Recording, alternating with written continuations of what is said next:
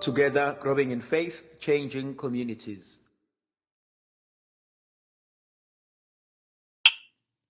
Mangadunyiswe uJesu Kristo.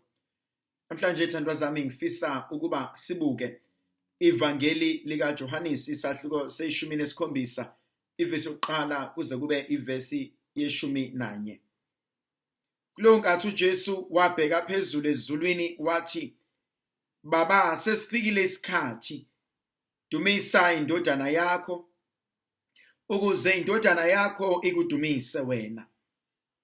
Uyinikile amandla phezu kwesintu sonke, ukuba bonke owayinika bona ubaphe ukuphila kwaphakade.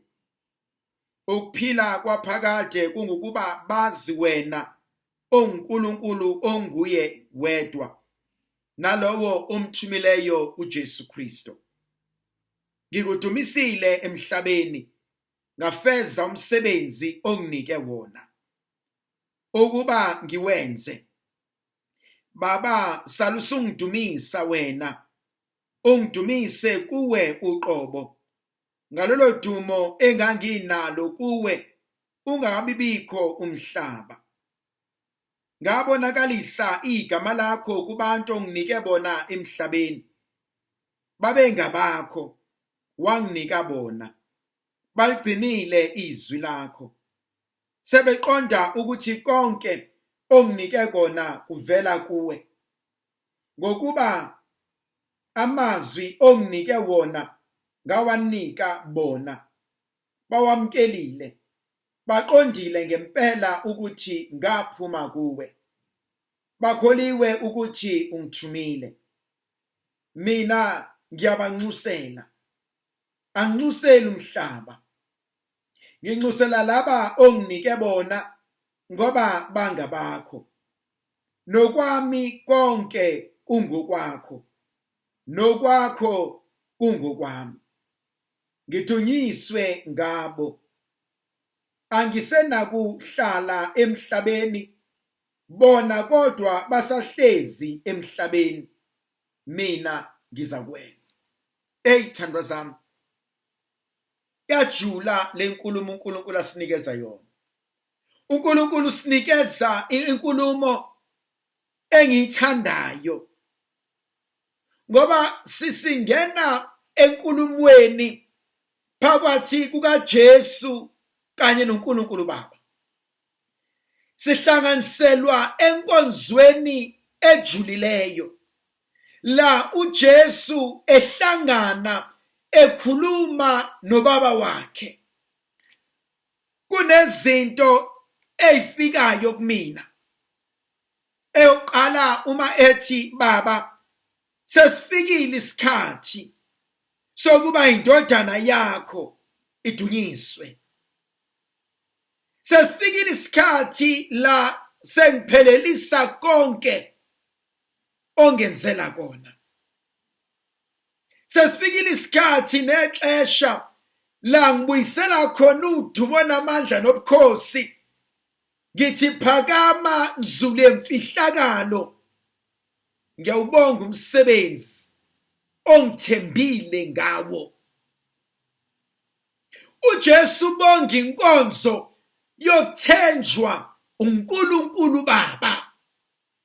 Ngiyabonga Baba ukuthi ungithembile ngalabantu onginikeze bona.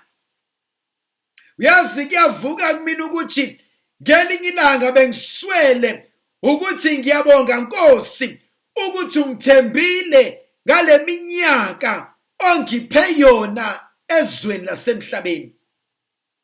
Ngiyabonga Nkosi ukuthi ungithembile ngempilo yami. Ngiyabonga Nkosi ukuthi ungithembile ngezinsuku zokuphila kwami. Ngiyabonga Nkosi ukuthi ungithembile ngabantu abasondezile empilweni yami.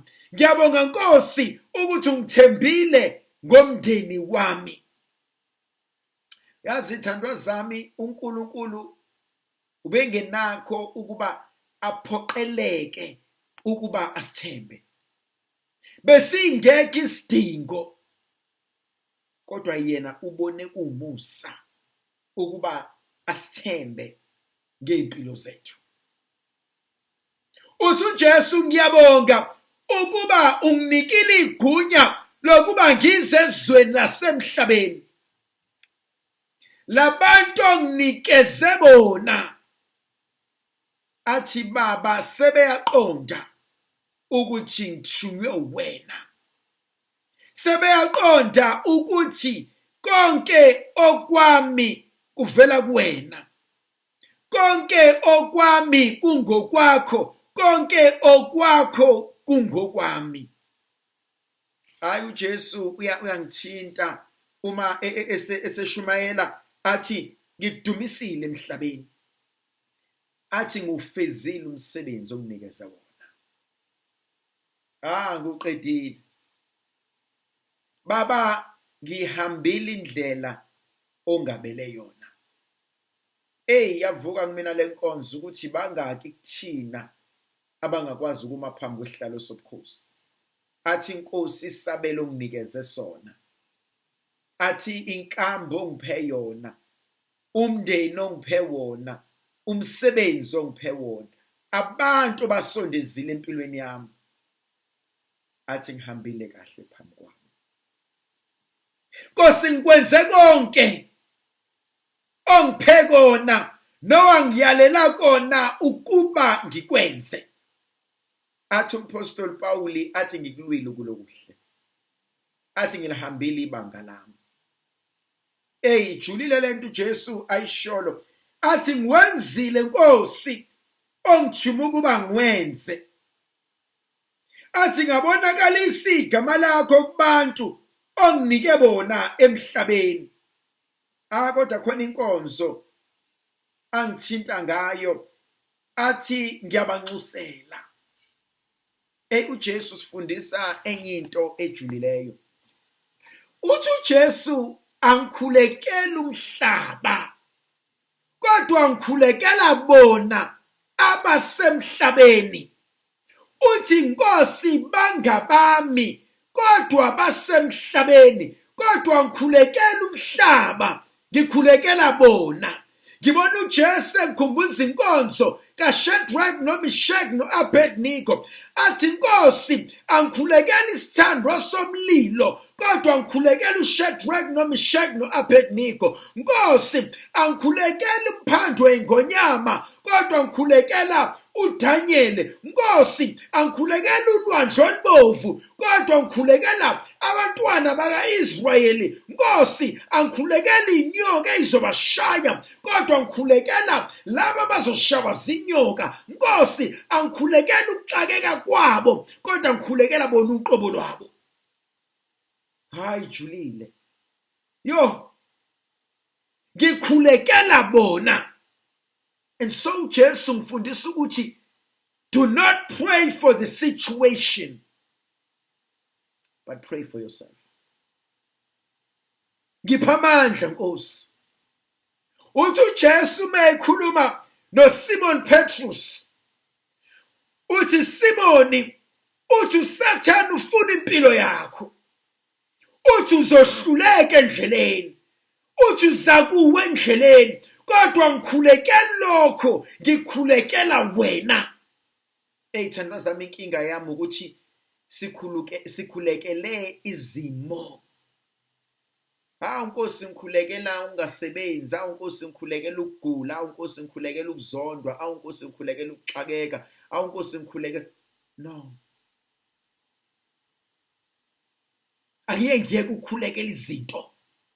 Angeke ngiyeke ukukhulekela umhlaba. Angeke ngiyeke ukukhulekela inkinga. Angeke ngithi Nkosi ngicela ukukhulekela ukuthi. Ngicela ukukhulekela mina uqobo lwami. So that uma kufika izulu ngiyakwazi ukuma. Uma linetha ngiyama, uma liduma ngiyama, uma lingishisa ngiyama, uma libanisa ngiyama. And so you become a man, a woman of every season. And so athi umpostoli Pawuli ngingenza konke ngoKristu ongamandla ami ngoba sengikhulekele mina uqobo lwami. Ukuthi zonke izinto ezivelayo anginankinga. ngoba sengikhulekele mina uqobo lwami. Ingakho abanye abantu uma engenalutho uba omunye umuntu, uma esenemali aba omunye umuntu, uma ejabula uba omunye umuntu, uma ediniwe aba omunye umuntu, uma efrustrated uba omunye umuntu, uma exakekile aba omunye umuntu. And so ubona umuntu ophenduka unwabu because we've prayed for situations. Athi uJesu, don't pray for situations. I pray for yourself. Uthi angikhulekela izwe. Uthi ngikhulekela bona. Uthi bona basezweni kodwa kusiba bezwe. Hey, that's deep. Basezweni kodwa kusiba bezwe. Basexakekeni kodwa bakubona ukuxakeka. Basekoneni kodwa basona isono. Basehlazweni kodwa balona ihlazo. Bazalwe ngendlela exakekile kodwa babona ukuxakeka. Hayi, that's deep. Ukuthi the situation does not define me. Ukuhluleka does not define me. Ukuwa endleleni does not define me. Isono does not define me. Ukuxakeka does not define me.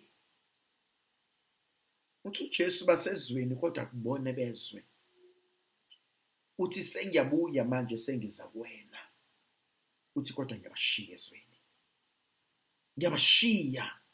Hlala nabo Nkosi. Ndlovu azizwe la ibenathi sibusise sivikele sikhanyisele. Sipha amandla negrasi elivela kuNkulunkulu somandla ngoYise neNdodana noMoya oCwebileyo. Amen.